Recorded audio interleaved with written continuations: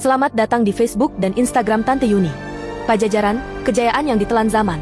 Di tanah yang kini dikenal sebagai Jawa Barat, pernah berdiri sebuah kerajaan besar yang kejayaannya begitu agung, tetapi kejatuhannya terjadi dalam sunyi. Sebuah kerajaan yang namanya masih hidup dalam legenda, tetapi istananya telah lama ditelan bumi dan waktu. Kerajaan itu adalah Pajajaran, pusat kekuasaan besar dari kerajaan Sunda yang pernah menguasai Tatar Pasundan selama berabad-abad. Pajajaran bukan kerajaan kecil. Ia adalah simbol kejayaan bangsa Sunda, warisan langsung dari Tarumanegara yang pernah berjaya ratusan tahun sebelumnya. Dari sinilah para raja Sunda memerintah, membangun peradaban, melindungi rakyatnya, dan menjaga kehormatan tanah leluhur mereka. Kerajaan Sunda Pajajaran mencapai puncak kejayaannya pada abad ke-15 hingga awal abad ke-16 Masehi, dengan pusat pemerintahan di Pakuan Pajajaran, yang kini diyakini berada di wilayah Bogor. Kota ini dilindungi oleh sungai-sungai besar, tembok alam, serta hutan lebat yang membuatnya nyaris tak tertembus musuh. Sumber-sumber sejarah seperti naskah Carita Parahyangan, Babat Sunda, serta catatan bangsa asing menyebutkan bahwa Pajajaran adalah kerajaan makmur dengan sistem pemerintahan yang tertata, pertanian yang subur, dan perdagangan yang ramai. Hasil bumi dari pedalaman mengalir ke pesisir, lalu diperdagangkan hingga ke negeri-negeri jauh. Pajajaran juga dikenal sebagai kerajaan yang menjunjung tinggi adat, kehormatan, dan kesetiaan. Raja tidak hanya dipandang sebagai penguasa, tetapi juga sebagai penjaga keseimbangan antara manusia, alam, dan kekuatan langit. Tokoh terbesar yang paling dikenang dari Pajajaran adalah Sri Baduga Maharaja, Raja Agung yang lebih dikenal oleh rakyat sebagai Prabu Siliwangi. Di tangannya, Pajajaran mencapai masa keemasan. Ia membangun jalan, memperkuat pertahanan, meningkatkan pertanian, serta membawa kemakmuran bagi rakyatnya.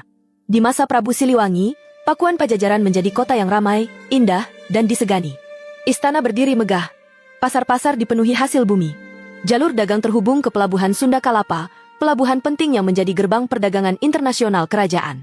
Namun, di balik kejayaan itu, arus perubahan zaman mulai merayap pelan-pelan.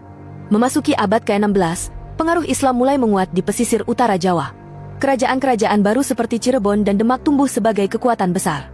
Sementara itu, bangsa asing dari barat, terutama Portugis, mulai menjejakkan kaki di wilayah Nusantara dengan membawa kepentingan dagang dan kekuasaan. Pajajaran berada di persimpangan jalan sejarah. Di satu sisi, ia menjaga tradisi Hindu-Buddha leluhur. Di sisi lain, dunia di sekelilingnya berubah dengan cepat. Hubungan Pajajaran dengan Cirebon dan Demak yang telah memeluk Islam memburuk. Jalur perdagangan mulai dikuasai kekuatan baru. Pajajaran yang selama ini mengandalkan Sunda Kalapa sebagai pintu dagang utama perlahan kehilangan nadi ekonominya. Puncak kehancuran Pajajaran terjadi pada tahun 1579 Masehi, ketika pasukan dari Kesultanan Banten menyerbu dan menguasai Pakuan Pajajaran. Tidak tercatat adanya pertempuran besar yang heroik. Tidak ada kisah perang akbar yang mengguncang bumi. Kejatuhan Pajajaran justru berlangsung dalam senyap dan sunyi. Ibu kota kerajaan ditinggalkan. Para bangsawan berpencar. Rakyat mengungsi ke pedalaman. Prasasti-prasasti dirusak. Istana runtuh. Dan perlahan, Pajajaran benar-benar menghilang dari peta kekuasaan Nusantara. Yang tersisa kini hanyalah prasasti batu tulis di Bogor, beberapa naskah kuno, dan legenda tentang Prabu Siliwangi yang dipercaya, moksa, atau menghilang secara gaib bersama para pengikut setianya. Pajajaran tidak runtuh karena perang besar yang tercatat megah. Ia runtuh karena zaman yang berubah, kekuatan yang bergeser, dan dunia yang tak lagi memberi ruang bagi kejayaannya. Hari ini, ketika kita melintasi kota Bogor yang ramai, sedikit yang menyadari bahwa di bawah tanah yang kita pijak pernah berdiri ibu kota kerajaan besar yang menguasai tanah Sunda selama ratusan tahun.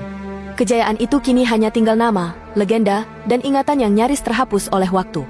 Dan akhirnya, sejarah pun seakan bertanya kepada kita. Apakah kita akan membiarkan Pajajaran hanya hidup sebagai dongeng? Ataukah kita akan kembali menghidupkan kejayaannya melalui ingatan dan kebanggaan sebagai bangsa? Jika kisah ini membuat Anda terdiam, jika Anda baru tahu bahwa Pajajaran runtuh dalam sunyi, jika Anda ingin warisan besar tanah Sunda tidak dilupakan, jangan lupa like agar sejarah tetap hidup.